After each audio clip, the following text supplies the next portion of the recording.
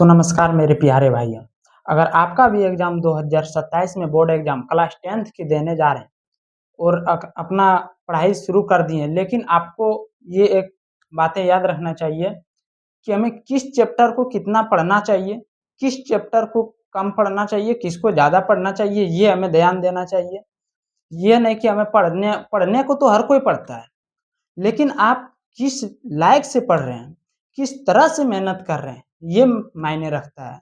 आप किस कौन सा चैप्टर, अगर कोई चैप्टर है जिनसे क्वेश्चन ना के बराबर पूछता हो, अगर आप उस चैप्टर पर मेहनत कर रहे हैं, तो ये तो गलत कर रहे हैं। हाँ, आप ज्ञान के लिए पढ़िए, लेकिन उसको उतना ही सीमित तक पढ़िए। आपका एग्ज़ाम में किस चैप्टर से कितना आता है, ये हमें जानना बहुत ज़रूरी होता है। जैसे हमारा जो बोर्ड एग्ज़ाम है, उसमें क्लास 10th में मैथ में उसमें 50 मार्क्स का ऑब्जेक्टिव होता है। 50 मार्क्स का ऑब्जेक्टिव होता है, 50 नंबर का, और 50 नंबर का सब्जेक्टिव होता है। 50 नंबर का क्या होता है? सब्जेक्टिव होता है। ये तो हर कोई जानता है।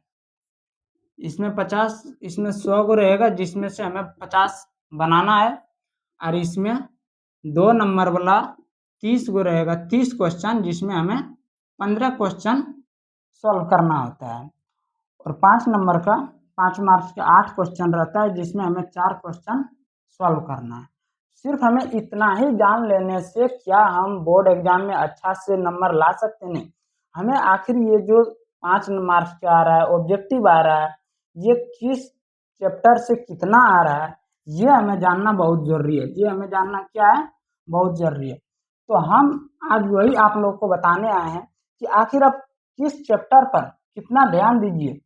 सबसे पहले तो हमें कौन-कौन से चैप्टर क्लास 10th में पढ़ना पड़ता है, ये हम देखते हैं। क्लास 10th का मैथ जो है बिहार बोर्ड, इसमें सबसे पहला चैप्टर है वास्तविक संख्या, दूसरा है बहुपद, तीसरा है दो चर वाले रैखिक समीकरण, चौथा है द्विघात समीकरण, पांचवा है समांतर श्रेणी, छठा है त्रिभुज, सातवां है निर्देशांक ज्यामिति, आठवां है त्रिकोणमिति का परिचय, नौवां है ऊंचाई या दूरी। ये कहीं-कहीं त्रिकोणमिति का अनुप्रयोग भी रहता है, तो अलग-अलग बुक में अलग-अलग इसका नाम है। 10वां है वृत्त, 11वां में रचनाएँ, 12वें में वृत्त से संबंधित क्षेत्रफल, 13वें में पृष्ठीय क्षेत्रफल और आयतन, 14वें में सांख्यिकीय और 15वें में प्रायिकता। ये तो हम जान गए, और कितना क्वेश्चन आता है ये, लेकिन किस चैप्टर से कितना आता है, ये हमें जानना बहुत ज़रूरी होता है।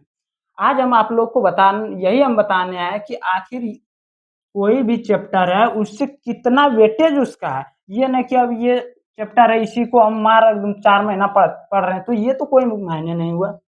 हमें सही ढंग से पढ़ना होता है। ये जो वास्तविक संख्या है, अगर हम इसमें ऑब्जेक्टिव की बात करें, किसकी बात करें? ऑब्जेक्टिव की बात करें, तो यहाँ से 5 से 8 मार्क्स तक पूछने की संभावना होती है। कभी-कभी 5 भी आ सकता है, 8 तक भी अप्रॉक्स जा सकता है, इसके बीच में ही रहेगा, इसके बीच में रहेगा।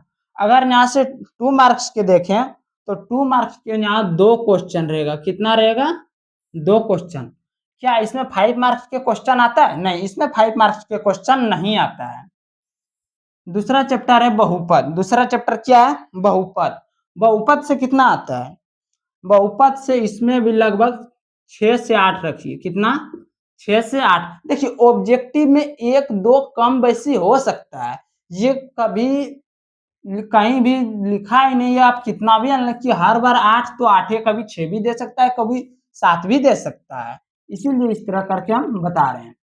इसमें अगर 2 मार्क्स के देखें, तो 2 मार्क्स के इसमें 3 क्वेश्चन आता है। अप्रॉक्स कितना आता है? 3। अब ये नहीं कि हर साल 3, किसी साल घट के 2 भी आ सकता है, इसका कोई गारंटी नहीं है। तीसरा चैप्टर है दो चर वाले रैखिक समीकरण। दो चर वाले रैखिक समीकरण, इसमें ऑब्जेक्टिव जो है वो 3 ठो आता है। 2-3 मतलब ना के बराबर आता है। इसमें 2-3 आ जाएगा, इससे ज्यादा नहीं आएगा।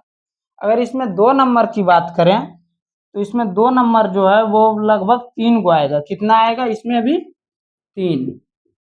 इसमें 5 मार्क्स के कितना आता है? इसमें 1 तो हर साल कंफर्म है। कितना? 1 कंफर्म है हर साल, वो ग्राफ बनाएगा हर साल, ये तो हर साल आएगा। चौथा चैप्टर है द्विघात समीकरण। चौथा क्या है? द्विघात समीकरण। इसमें 7 से 8 ऑब्जेक्टिव आएगा। कितना ऑब्जेक्टिव आएगा? 7 से 8 ऑब्जेक्टिव आएगा। और इसमें अगर बात करें हम 2 नंबर की, तो 2 नंबर के यहाँ भी 3 क्वेश्चन आने की। इसमें देखिए कहीं 2 भी हो सकता है, किसी साल 3 2 3 2 इसी तरह करके आएगा। ठीक है, तो वो आप लोग उतना ध्यान रखिएगा। ये 4 नंबर, ये चौथा चैप्टर जो द्विघात समीकरण है, इनसे 5 मार्क्स का एक क्वेश्चन फिक्स है। 5 मार्क्स का कितना क्वेश्चन? एक क्वेश्चन इनसे फिक्स है। पांचवा है समांतर श्रेणी। पांचवा क्या है? समांतर श्रेणी। अब देखते हैं समांतर श्रेणी से कितना आता है। समांतर श्रेणी से 8 ऑब्जेक्टिव। कितना ऑब्जेक्टिव? 8 ऑब्जेक्टिव। अगर हम 2 मार्क्स की बात करें तो इसमें लगभग 3 आ सकता है, ये 4 भी आ सकता है। ये कंफर्म नहीं है कि 3 ही आएगा या 4। इसमें 3 या 4 आता है, 3 या 4। इसमें क्या 5 मार्क्स से आता है? नहीं, 5 मार्क्स से नहीं आता है। अगर आपको कोई बोल रहा है कि समांतर श्रेणी से 5 मार्क्स से आता है, तो समांतर श्रेणी से 5 मार्क्स का नहीं आता है। 5 मार्क्स से कहाँ कहाँ से आता है? एक तीसरा चैप्टर, एक चौथा चैप्टर, इसमें और आगे आता है, वो हम आप लोगों को बता रहे हैं अभी। छठा चैप्टर त्रिभुज। छठा चैप्टर क्या है? त्रिभुज। त्रिभुज में भी ऑब्जेक्टिव यही लगभग 2-3 आ सकता है, 2-3 आ सकता है, इससे ज्यादा नहीं आएगा, 2-3 आ सकता है इससे। त्रिभुज से, त्रिभुज से 2 नंबर का कितना आता है? त्रिभुज में 2, ये लगभग 2 आ जाएगा। कितना आ जाएगा? 2। इसको भी 2 रखिए। इससे 5 मार्क्स क्या आता है? हाँ, इससे 5 मार्क्स तो एगो फिक्स है, एक फिक्स है। 5 मार्क्स का एगो फिक्स है। सातवां है निर्देशांक ज्यामिति। सातवां क्या है? निर्देशांक ज्यामिति। इनसे 5 मार्क्स का आता है? नहीं, 5 मार्क्स के इसमें नहीं आता है। क्या इसमें ऑब्जेक्टिव आता है? वो इसमें ऑब्जेक्टिव आता है, इसमें ऑब्जेक्टिव आता है। आप बोलेंगे कितना आता है? तो ये चैप्टर है, देखिए, एक था आसान चैप्टर और ऑब्जेक्टिव भी दे रहा है भर भर के। 10 से 13, 10 से 13, 10 से 13 के बीच में आएगा। क्या ऑब्जेक्टिव आएगा 10 से 13 के बीच में। 2 मार्क्स का कितना आता है इसमें? अगर हम 2 मार्क्स का देखें, निर्देशांक ज्यामिति 7वां चैप्टर, ये भी 2 आएगा। कितना आएगा? 2 आएगा। 8वां नंबर त्रिकोणमिति का परिचय। इसमें देखिए फर्स्ट पाली में कभी 18 क्वेश्चन आ सकता है, कभी 20 भी क्वेश्चन आ सकता है, कभी 22 क्वेश्चन आ सकता है, कभी 24 क्वेश्चन आ सकता है, कभी 17 भी आ सकता है। अगर आप इसका एवरेज देखें तो लगभग 20 ऑब्जेक्टिव इनसे आता है।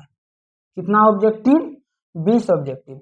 और 5 मार्क्स के एक फिक्स है, 5 मार्क्स के एक फिक्स है। इनसे 2 नंबरिया कितना आता है? इससे 2 नंबर 3, 3 हर साल लगभग 3 आ जाएगा, 3। 9 नंबर ऊंचाई और दूरी। ऊंचाई और दूरी, इनसे आप सीधा कुछ ना, खाली 5 नंबर पर फोकस रखिए। इनसे एगो 5 नंबर तक फिक्स है। आर इधर, सब कुछ नहीं, सिर्फ हमें इस पर ध्यान देना है।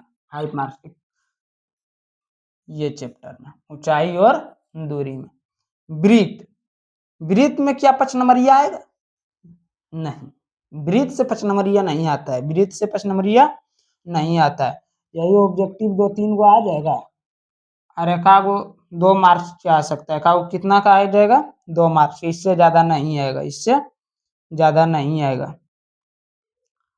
वृत्त हो गया। 11वां चैप्टर रचनाएं। 11वां चैप्टर रचनाएं, इनसे एक 5 नंबरिया तो पहले फिक्स है, 5 नंबर का फिक्स है। इनसे 5 नंबर का फिक्स है। उसके बाद इनसे और आशा मत कीजिए। ये 2 जो चैप्टर है, रचनाएं और हाइट एंड डिस्टेंस, ऊंचाई दूरी या फिर त्रिकोणमिति का अनुप्रयोग भी कहीं कहीं लिखा रहता है।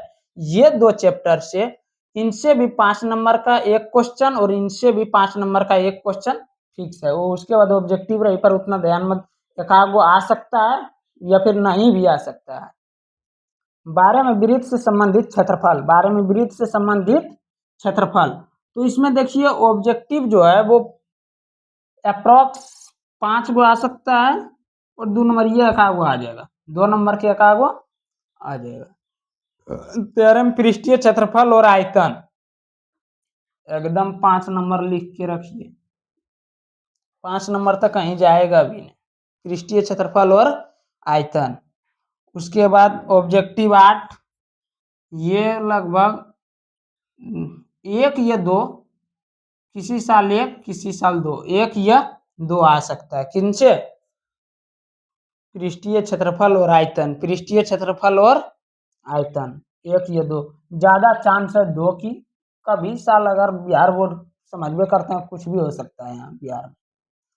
14 में सांख्यिकी, यहाँ भी एक 5 नंबर का फिक्स रखिए, 5 नंबर का एक फिक्स रखिए। और इसमें ऑब्जेक्टिव की अगर हम बात करते हैं तो ऑब्जेक्टिव इसमें 5, 5 ऑब्जेक्टिव, कितना ऑब्जेक्टिव? 5, और इसमें भी 1 या 2 मार्क्स के। प्रायिकता, प्रायिकता से 5 नंबरिया नहीं आता है, प्रायिकता से 5 नंबरिया नहीं आता है। इनसे 2 मार्क्स के एक क्वेश्चन, और ऑब्जेक्टिव आपका लगभग कितना आ सकता है? 5, 7, 8 नंबर का आ सकता है, रखिए न 5, 7 नंबर, कुछ कम वैसी इसी तरह आ सकता है इसमें। यहाँ से भी आपका 2 मार्क्स का 2 लगभग आने की संभावना है। तो देखिए इतना तो हो गया, लेकिन किस चैप्टर से 5 नंबरिया किससे किससे आता है? एक तीसरा चैप्टर 2 चर वाले रैखिक समीकरण, एक चौथा चैप्टर द्विघात समीकरण, एक पांचवा चैप्टर से नहीं, उसके बाद आ जाएगा छठा चैप्टर से, फिर आएगा यहाँ 8वां चैप्टर से, 9वां चैप्टर से, वृत्त से आएगा, वृत्त नहीं, यहाँ से आएगा रचना से, एक रचना से आ जाएगा, एक यहाँ 13 और एक 14। तो इतना ओवरऑल है, कहाँ से कितना पूछता है वो हम बता दिए आप लोग को। अब आप देखिए कि इसमें जो चैप्टर अगर आपका छूट गया है उसको आप मेंटेनेंस कीजिए। अगर आपका पढ़ाई सही से नहीं हो रहा है, पढ़ाई सही से कीजिए, लेकिन ये भी हमें ध्यान रखना चाहिए, क्योंकि इससे हमारा क्या होगा? ग्रोथ बढ़ेगा, इससे हमारा क्या होगा? नंबर सीधे बढ़ेगा। अब ऐसा है कि इसी को हम ले ले हैं तो क्या हो जाएगा? इससे एक भी प्रश्न नंबर ये ना आता है तो क्या करोगे? ऑब्जेक्टिव है, ऑब्जेक्टिव सोल्यूशन करो, 2 मार्क्स के सोल्यूशन करो, सीधे उसके बाद आगे बढ़ो। जिससे जितना वेटेज है उसको उतना ही मेहनत करो। हमें ज्यादा, जहाँ हमें कुछ मिल ही नहीं रहा है वहां हमें जाने का क्या फायदा? हाँ, उतना जाएंगे जहां तक हमारा कुछ ज्ञान, जबकि हाँ आगे हमें दिक्कत ना हो, लेकिन उसी में एकदम डीपली घुस के उसी में नहीं पढ़ना है। तो आशा करते हैं आप लोग को समझ आया होगा।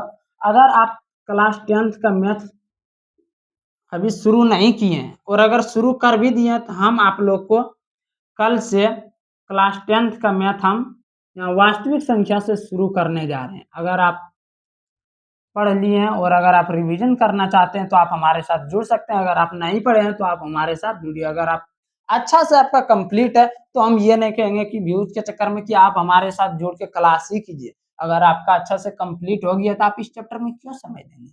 चलिए, इसी के साथ धन्यवाद। आशा करते हैं आप लोग को समझ आया होगा। और अगर ये वीडियो अपने दोस्तों को शेयर कर दीजिए, और हाँ, चैनल को सब्सक्राइब करना ना भूलिए, क्योंकि क्लास 10th का अगर आप तैयारी कर रहे हैं और इस चैनल को सब्सक्राइब ना किए तो ये क्या कर दिए। चलिए, धन्यवाद।